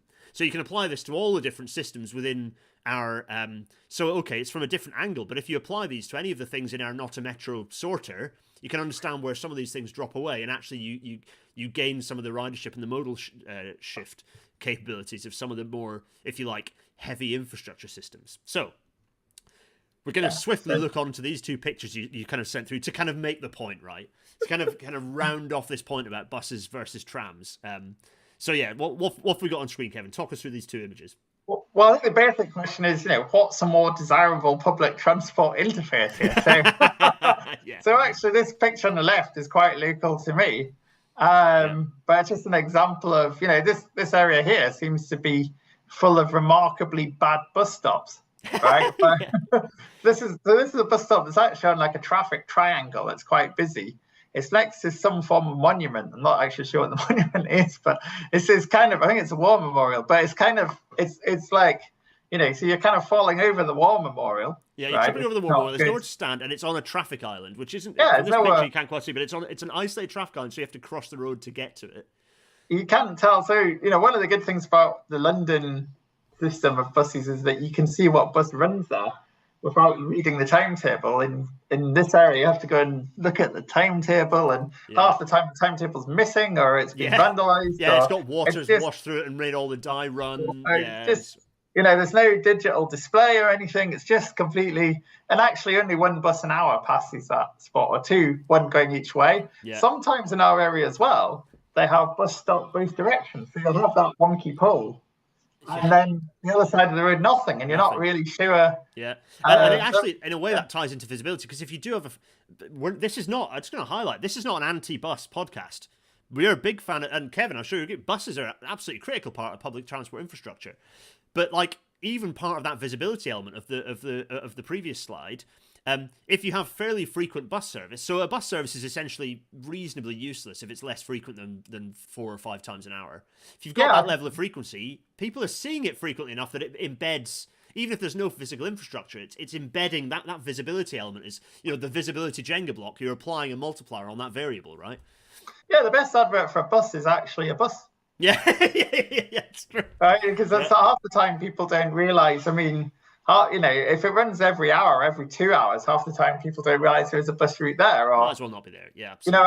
And the other thing is that when you start reducing the frequencies, you look at planning a trip by bus. I mean, we've seen this with trains recently, actually, as well. That you look at planning a trip and you can't do it, or it's more inconvenient to do it, so you don't do it, and that's generalized journey time. So it's not just it's not the pure journey time. That's the thing that it's how much of your day do you have to sacrifice to the overall journey. That generalized journey time as the transport planning concept is. So then next to it, you've got a rather stark contrast. You've got a nice picture here of Metrolink, Manchester Metrolink, with its fancy modern trams looking snazzy.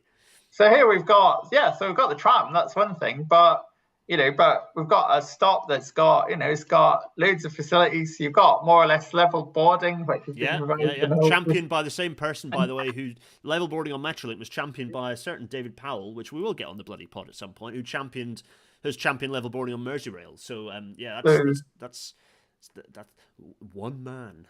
So you're going to get that. You're going to get that everywhere, but you've also got, so every Metrolink stop has a ticket machine. It's clear how much you're going to pay, how to buy a ticket. It feels quite safe. Not everyone likes surveillance, but there's cameras there, there's help points, there's information. You've got help points, you've got lighting. There's lighting.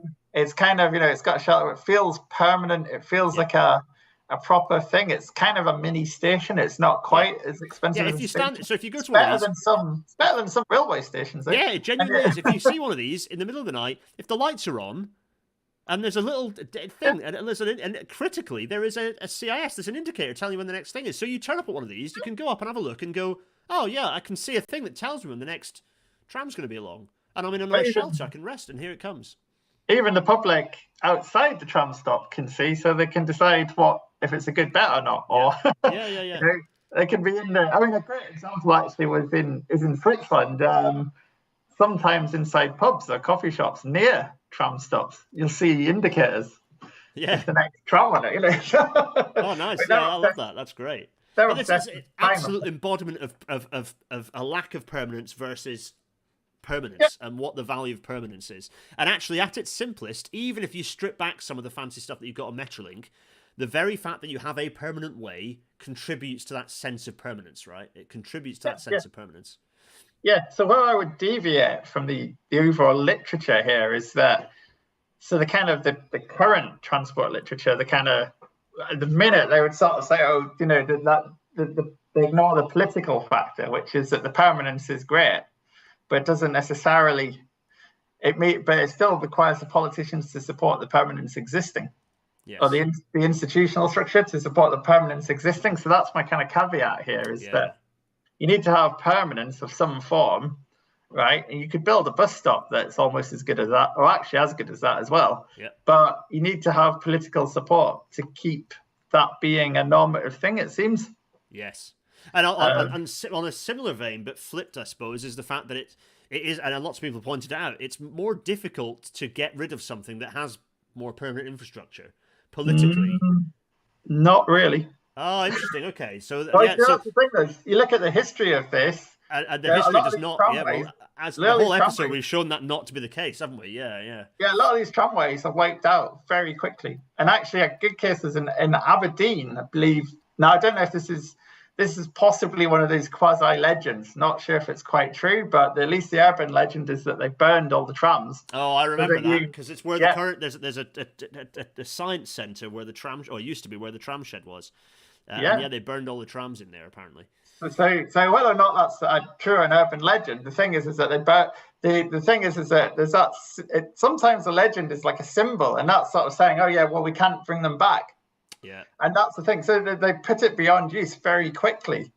And so the idea was that the decision couldn't be reversed because it was going to take longer to get rid of the track. And of course, in some cases, if you dig up a road in Manchester or Sheffield, you'll find the tram lines underneath, because they just tarmacked over them to get rid of them quickly in some cases. Philadelphia, there's still some tram lines there that aren't being used. Yeah, I walked on quite a few. The number 15, shout out to the number 15, hopefully returning, but there are others that are disused. There's the longest, what for a while was the longest urban tramway, which is it's a north-south one. What was it, the number 23 or something like that went north-south? And that's still mostly there. You can find it. It runs parallel to the old Reading line. So if there's the kind of the Philadelphia's version of the High Line, which is about 100 meters long, kind of connects up to that. And yeah, you can wander along that. So we've discussed this. We've got this idea of visibility, simplicity, integration, affordability, safety, ownership. These are the things that embody permanence of a public transport service, and that really embody infrastructure and the value of infrastructure. Any thoughts on that? So there we go. We've hammered. I was thinking in my head, well, we can keep this one tight. We've already run to an hour 36. We've still got 120 people watching. So everyone who's watching, thanks so much for viewing. Hopefully it's been an interesting one. I've loved it, Kevin. This, as ever, these episodes are instructive and fascinating. But yeah, so we've got this kind of any closing thoughts, Kev? I'll bring back your large face here. Well, any kind of further closing thoughts on that? Anything that you feel like we haven't covered and discussed? So yeah, it's a political thing. I think that's the thing. It's not, that's my point here, is that you might think that it's harder to get rid of these things. And I think it's true because to some extent there is something in a kind of continuous institution. So if you look at how hard to abolish the NHS is, for example, that's a good case, right? But that's about the institution more than the physical stuff, right? Yeah, if there's a political will to get rid of something, it will be got rid of. I think this is quite important to realise. I mean, again, the beaching case, again, we wouldn't reduce it to beaching, but it the buzz has gone off. That's it. Yeah. But these railways are closed and they're gone very quickly. Yeah, and that's they're often lifted and they're away, and there's nothing. A lot of them you couldn't trace them now. Right, and that's the Grand Central Main Line is the other buzzer that comes up all the time. It's like, well, you can't build it because it's not there anymore. It's evaporated. It's completely evaporated. Absolutely. People have built on it because times have moved on, and so the permanence thing. Yeah, so I mean, I think the other side of that is you can get rid of routes quickly, and that's been shown in some countries as well. So that's the upside of it. See, you want to get rid of it. You can get rid of. Have hope because you can get rid of roads that are too big and unwieldy, and that's the other side of it. But again, it needs a political will and the political case to be. So it's interesting. Yeah, so John Stone is in the hello John, talking about digging up tram lines and the fact that routes, and there's the challenge of routes being able to disappear overnight, and it's perhaps harder to. I suppose that ties into what we're talking about, institutionalism, because it's okay. You can cut a bus service, and it's harder to cut a tram service without anyone noticing, and because you've got the tram infrastructure sitting there collecting dust and being obvious, and that then indicates an institutional decay in a way that cutting a bus service doesn't. So I suppose that's less specifically about the infrastructure. It's more, again, ties back into that institutionalism of like it's easier to erode the institution if there's not the permanent. So it's interesting. So there's this kind of circular discussion about the permanence and about whether it can be eroded, but actually it ties back to that institutionalism, right? Yeah. Oh, interesting. Oh, we could talk about this for hours and hours. Collect up your questions. We'll talk about BRT momentarily. Collect up your questions, but I'll do some closeout, and then we'll get Kev back and we'll answer a couple more questions. But as ever, this is available in audio only form. The last one isn't up yet. Sorry about that. It's because there's an apology for last week as well. That for some reason I uploaded the video and it just refused to upload the HD, so it's in traditional 360p. Last week's video with Tom Haynes. I have to get his pronunciation. I keep going into Irish and kind of wanting to say Doran, but it's Duran. Tom Haynes Duran, I think. Forgive me, Tom. I'm so sorry. Tom last week. Anyway, I had to cut myself mispronouncing his last name at the end of the last episode. I had to cut it out as well because I keep deferring to an Irish pronunciation of Doran. Anyway. Duran, I think it is. Tom Haynes Duran. Anyway, Tom was on, and for some reason, it was fine because we didn't have any pictures. But anyway, it was a bit annoying. So it screwed up my audio thing. So I've saved the audio in a different form, and that'll go up with this one after the episode. So, audio only form. Patreon.com/Gareth Dennis for the Patreon to support this happening. PayPal.me/Gareth Dennis for PayPal, abuse, pennies, and GarethDennis.co.uk/Discord for the Discord, which is where all the chat has been happening in the corner here. Yes, good stuff. Hello, all you lovelies in the YouTube chat. The next thing to say is Transport and Its Place in History, Making the Connections, edited by David A. Turner. Yes, I don't know, familiar name. Kev, you're in here. Tell us about this book. Tell us all about it. Well, basically, yeah. So this is, I think, a workshop was held about 2016 or something, but the book came out in 2020. But yeah, so basically what I've been talking about is in chapter 3 in this book.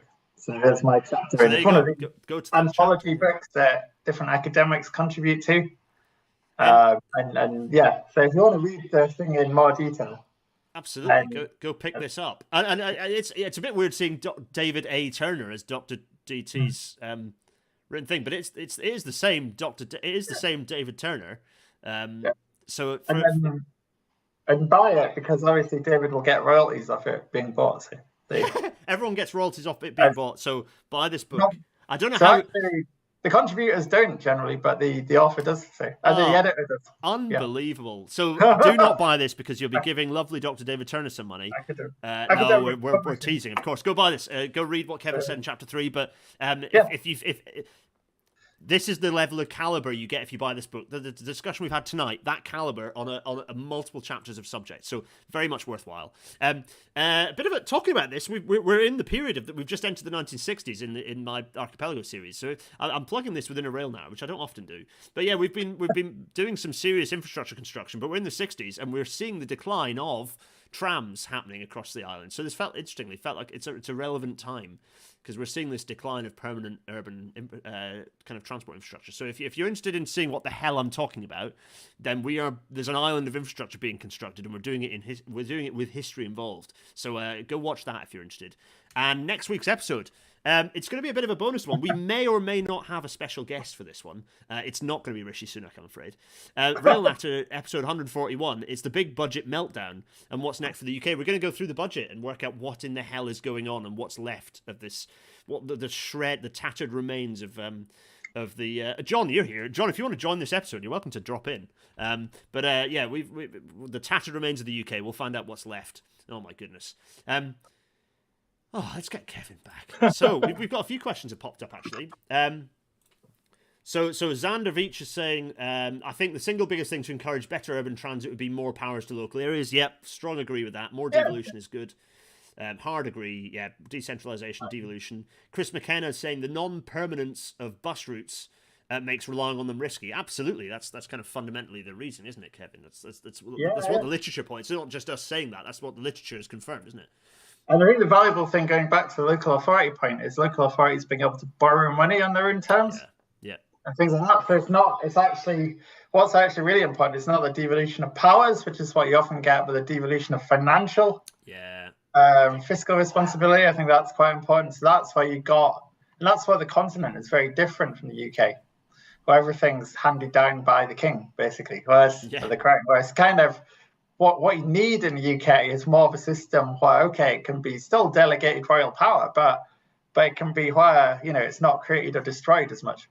Yeah, I mean, in a way, back to where we were with, the local authorities had lots of funding powers back in yon day of the kind of, as you're talking about, actually, the kind of what was it? The erosion of that, was it 68 where that power was eroded again? The local 70, so the 75. Oh, of course it was. Yeah, 75 reforms are really a big turning point in that.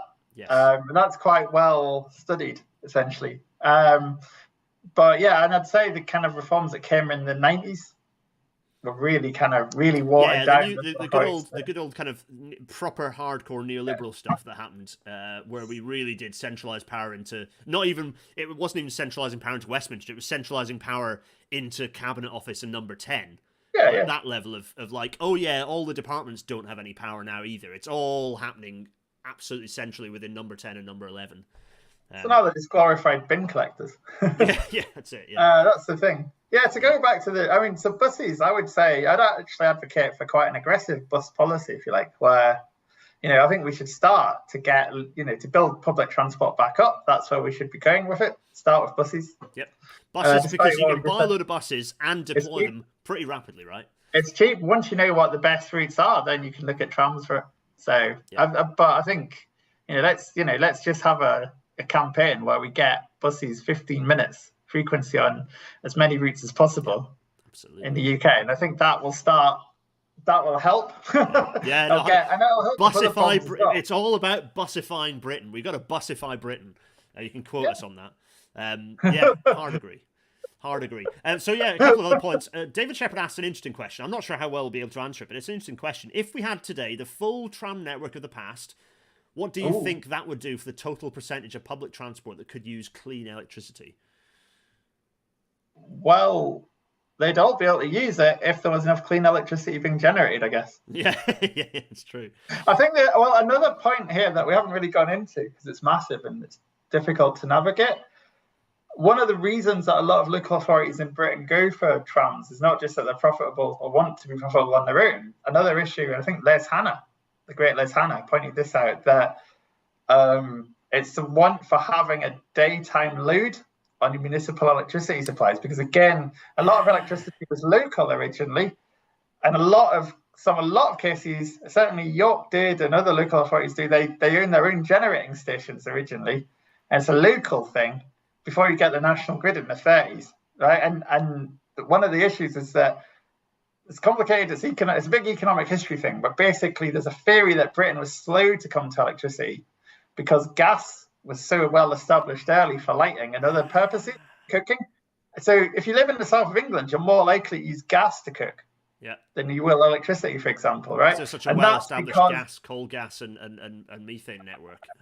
And that's because of that. And so one of the things is that when they brought in electricity, it's like, must get electricity. It was mostly for electrical lighting at first, because nobody had an iPad in 1910, but it's mostly electrical lighting and maybe an iron and things like that. It's not really used for cooking, and that's actually the electricity boards push that, right? Even fridges are rare until the 50s, 60s, right? So most houses have like a larder cupboard where the air comes in. My grandparents still had it in the 90s, 2000s. So anyway, the point is that you needed a daytime load when the lights are not on. Yep. So trams do that, and they give you that. So it's another use for it. Yeah. That's interesting. For the York nerds, by the way, the big chimney for all the Yorkies, the big chimney next to Morrison's, that was York's power station, right? Yeah. And I live next to a place where there was the first, I think one of York's first national grid connectors. And there's a cottage over there, I can see it, called Grid Cottage. And there's now a bulldozed area where it used to be the connection to the national grid. And that and all that power connection, originally the power was coming out from the Morrison's chimney and the generator there to this part of York and to other parts of York along the Derwent Valley Light Railway, or actually along the corridor where the Derwent Valley Light Railway didn't necessarily exist yet, because actually it's quite a late piece of rail infrastructure. But then the National Grid infrastructure ended up going the other way and then used to go into York along that corridor using similar infrastructure. And that's why they have this connection here. And actually the main substation is only a little bit further out because it relied on similar routes of infrastructure. So there you go. York nerdery. For the electricity nerds out there who are interested in such things. It's a neglected area because it doesn't move. It doesn't have as much history about it. So good. Indeed, and I did promise HM Trains, I promise you an answer to this one. Kevin might have a view as well. What are our views on guided busways and BRT in relation to this?